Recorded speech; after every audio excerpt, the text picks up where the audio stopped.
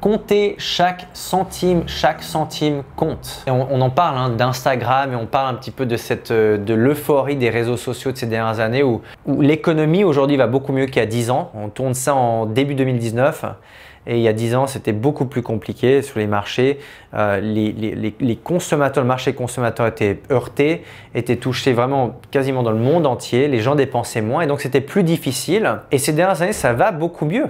Et ce qui se passe quand le marché va mieux, les gens dépensent plus d'argent, ils s'endettent, donc ils prennent des crédits. Et qu'est-ce qui se passe quand les taux changent et qu'il y a moins d'argent? Forcément, ils sont bloqués avec leurs crédits, avec leurs emprunts qu'ils doivent rembourser. Et c'est là que ça devient difficile. Quoi faire dans ce cas-là? Donc, pourquoi est-ce que je parle de ça? Parce que quand les choses vont bien, quand vous avez un bon job, quand vous avez une bonne situation, quand vous avez une aisance, des rentrées d'argent, un business qui tourne bien, ça ne veut pas dire que ça va rester comme ça tout le temps. Et donc, une des erreurs que beaucoup surtout de jeunes font, mais encore une fois, on le voit chez les cinquantenaires, c'est de penser que les bonnes périodes vont durer pour toujours. Et généralement, ce que je vois, même moi-même en étant jeune, j'ai 33 ans dans quelques jours, et ça fait 15 ans que je suis dans le business, j'ai vu les roues, j'ai vu les cycles où ça monte, enfin l'économie va mieux, donc les gens dépensent plus, donc les business vont bien, et ensuite, voilà, mes concurrents en l'occurrence, qui ont disparu du marché, qui ont disparu de la circulation, il y en a beaucoup qui, quand ça allait bien, ils ont commencé à flamber, ils ont acheté 2, 3, 4 Ferrari, une grosse maison, fait quelques emprunts. Qu'est-ce qui se passe après quand le marché va moins bien? Ils sont bloqués, ils ne peuvent plus investir dans le business et ils disparaissent. C'est comme ça, on le voit dans n'importe quel secteur, dans le secteur électronique, en retail, donc même dehors dans les commerces locaux. Les entrepreneurs, les entreprises qui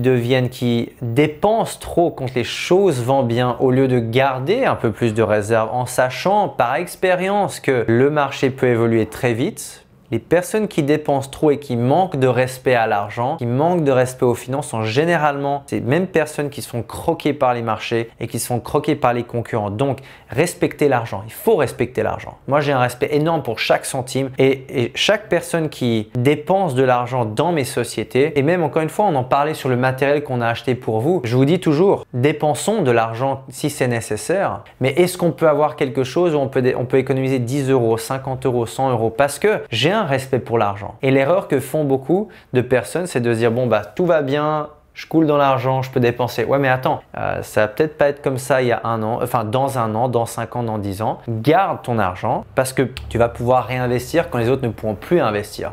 Et moi j'attends ce moment-là aussi parce que j'ai vu le crash en 2008 et j'étais trop jeune. J'avais 22 ans à l'époque.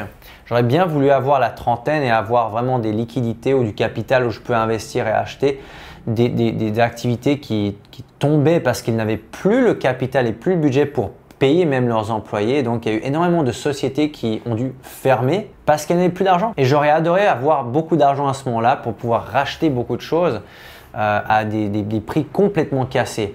Préparez-vous pour cette période-là. Gardez votre argent. Investissez dans les choses qui aujourd'hui peuvent vous rapporter beaucoup plus comme vos aptitudes, vos connaissances, différentes langues, différentes compétences.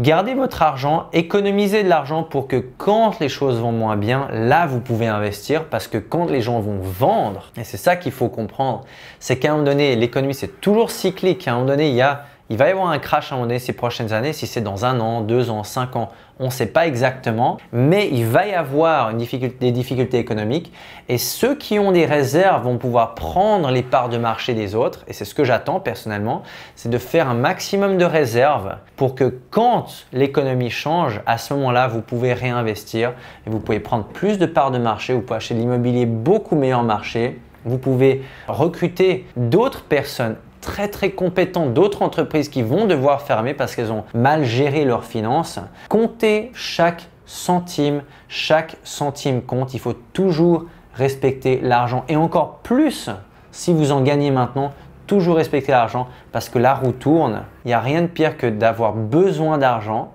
quand les autres n'en ont pas et ne peuvent pas vous le prêter. Les marchés vont être affectés.